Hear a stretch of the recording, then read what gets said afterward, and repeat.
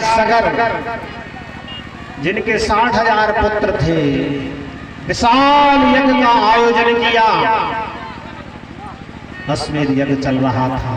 इंद्र ने घोड़ा चुरा लिया, चुरा करके कपिल मुनि के आश्रम पर बांध दिया। अश्वमेध यज्ञ में उस अश्व का बड़ा महत्व होता है। अश्व की खोजने के लिए सारे संसार में खोजा गया, पता नहीं चला। खोजते खोजते कपिल मुनि के आश्रम पर पहुंच गए।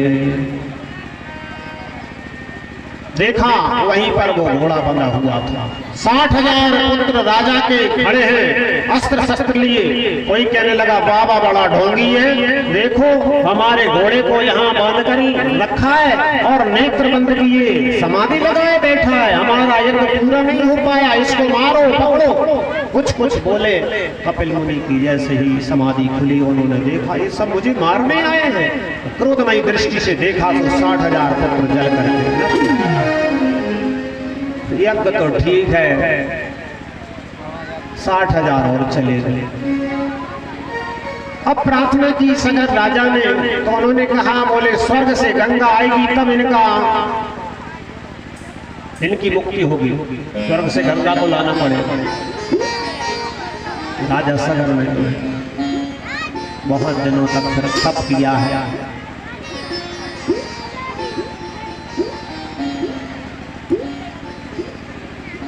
दिलीप असमंजस, दिलीप भगीरथ, इस तरह से 3-4 पीढ़ियां निकल गई। इंतजार करते करते तब गंगा जी आई और वही गंगा जी ने फिर उनको पावन किया। विश्वामित्र जी ने वह कथा को विस्तार से सुनाया, मैंने आपको संक्षिप्त में सुनाया, उन्होंने बड़े विस्तार से सुनाया। राम जी कथा को सुनकर के हर्षित हुए। तो किसी भी तीर्थ में जाओ वहां का महत्व जरूर हमको मालूम होना चाहिए।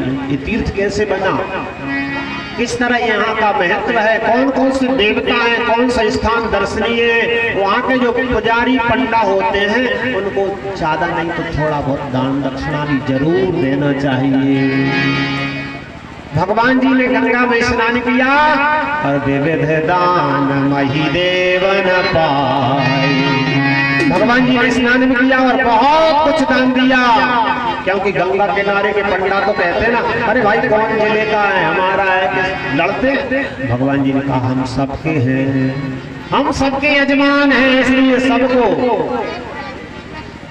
तब प्रभु से समेत नहा, तब प्रभु से समेत नहा, विविध दान मही देवन पाए।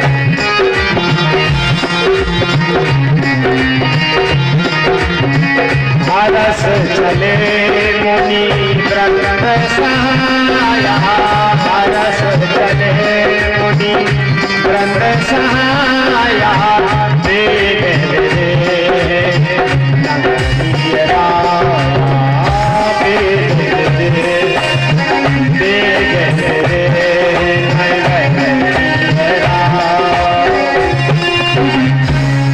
ब्राह्मण को दान देकर भगवान आगे बढ़ते हैं। गोस्वामी जी कहते हैं जनकपुर समीप में दिखाई देने लगा।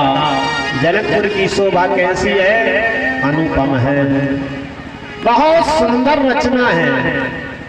जहां पर विदेहराज जनक निवास करते हैं। दूर से ही सुंदरता को देखा तो राम जी लक्ष्मण जी दोनों ही वार्तालाप करने लगे। लखन जी कहते बड़े भैया इतनी अच्छी सुंदर नगरी में अपन पहुंच रहे हैं, गुरुजी तो बहुत अच्छे स्थान में लाए हैं। गोस्वामी जी कहते हैं वहां के नर नारी भी बड़े सुंदर हैं, नगरी भी सुंदर है, रहने वाले भी सुंदर हैं। अकेले सुंदर ही नहीं है, कैसे हैं, सभी ज्ञानवान हैं, वैरागवान हैं। विदेह नगरी में ऐसे ही थोड़ी रहते हैं। और नर नारी सुभग सुचि संता, सुंदर पवित्र संत ऐसे वहां निवास करते। नर अकेले नहीं, नारियां भी। और नर नारी सुभग सुचि संता, धर्मशील ज्ञानी गुणवंता। धर्मशील है, धर्मशील होना बड़ा कठिन होता है। धर्म करते हैं तो शीलता चली जाती, क्रोध आ जाता है।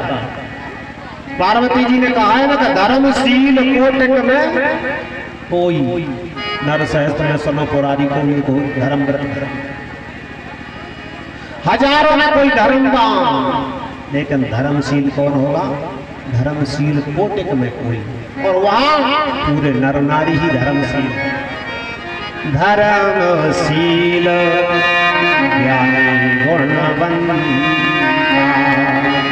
नर नारी भी हैं तो फिर राजा विदेहराज तो आप जानते ही हैं कैसे हैं, जिनके लिए भगवान याद करते हैं। ऐसी नगरी में पहुंचने वाले हैं, थोड़े निकट में पहुंचे तो एक बगीचा दिखाई दिया, आमों का बगीचा। देख अनूप एक अमराई। गुरु जी ने कहा यही निवास कीजिए। आमों के वृक्षों के नीचे बैठ गए हैं।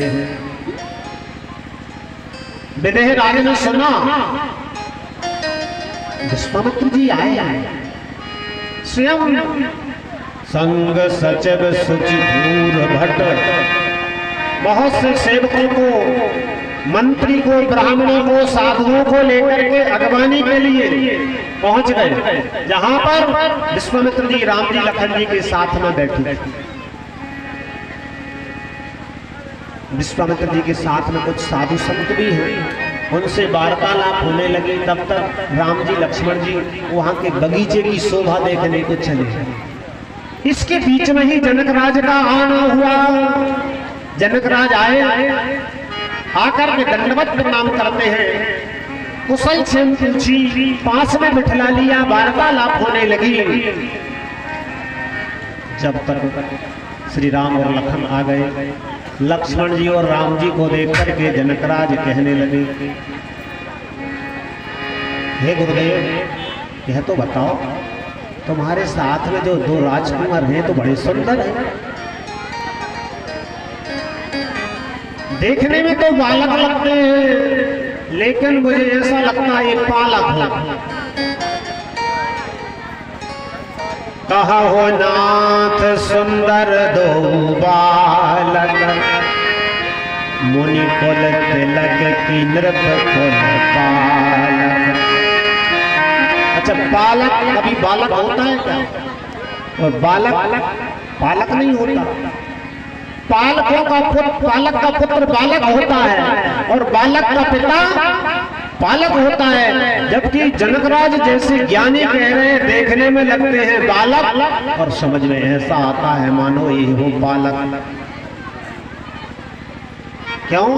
बोले इनको देख करके मैं भी कह रहा था ना, कुछ निराकार में ही ध्यान लगा रहते, तो जनकराज का ध्यान ब्रह्म में लगा रहता था।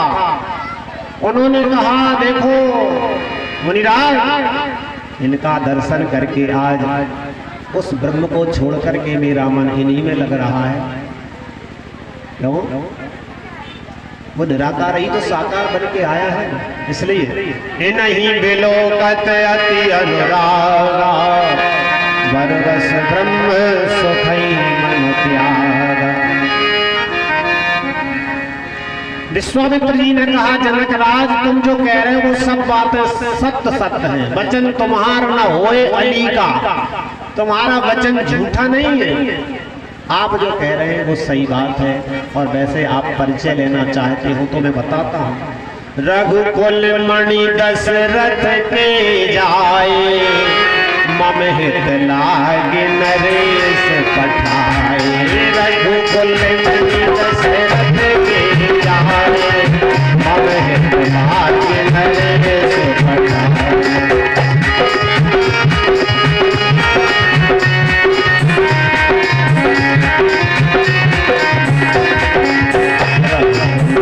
दशरथ के जाए, मम हित लागे नरेश।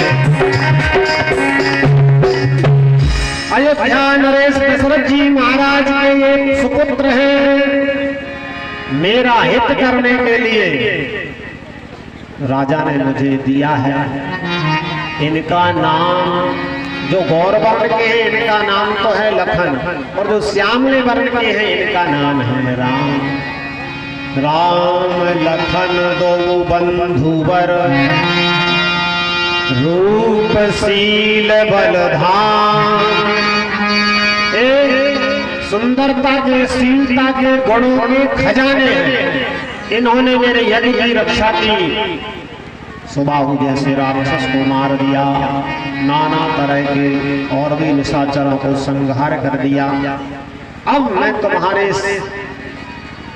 पास में लेवाकर इसलिए लाया हूँ कि तुम्हारे यहाँ भी यह धनुष यज्ञ देखेगी, सुंदरता देखने चले आए। सुनते ही बड़े हर्षित हुए जनक राजा, थोड़ा थोड़ा मन में भी आया निराकार ब्रह्म ने दशरथ जी के यहाँ अवतार ले लिया, और यह तो मेरे पुत्र होना था। मैं भी तो भगवान का भक्त हूँ, ऐसा पुत्र तो मेरा होता। मन में विचार आता है कहीं पुत्री का विवाह कर दूं तो दामान बन जाए, तो दामान भी तो पुत्र बराबर ही होते हैं। जनकराज कहने लगे मुनिराज चलो अब महलों में ठहरेंगे। क्यों? अरे साधु संत अकेले होते तो ऐसा है कि आप यही व्यवस्था कर दी जाती। अब दशरथ जी के पुत्र भी साथ में आए हैं तो इनको महलों में ठहराएंगे। सभी को लेवा करके ले गए। जनक जी ने बहुत अच्छा सुंदर महल को बनवाया था, नया नया महल था, उसी में भगवान को प्रवेश कराया। एयर कंडीशन व्यवस्था वाला, आजकल जो शब्द चल गए एयर कंडीशन, जी पुराने शब्द थोड़ी हैं, ये भाषाएं पुरानी नहीं तो नहीं है। हाँ उसी का नाम है, एसी का नहीं नाम विस्तार बड़ा कहो तो एयर कंडीशन। लेकिन हिंदी में तो यानी जहाँ रहने में सब ऋतुओं में सुख मिले उसका नाम है। तो गोस्वामी जी ने कहा कि सुंदर सदन सुखद सब काला, सब कालों में सुख देने वाला जो महल था उसमें भगवान को निवास कराया, भोजन करवाए। सूर्य नारायण अस्त होने में कुछ समय था, इसलिए लक्ष्मण जी के हृदय में लालसा हुई। दूर से तो देखा है जनकपुर, अब देख करके आए।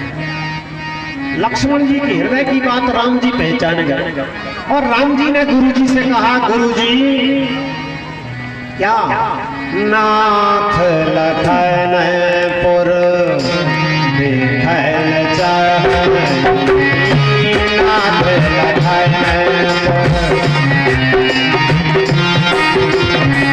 प्रभु सरोज डर प्रभु सरोज डर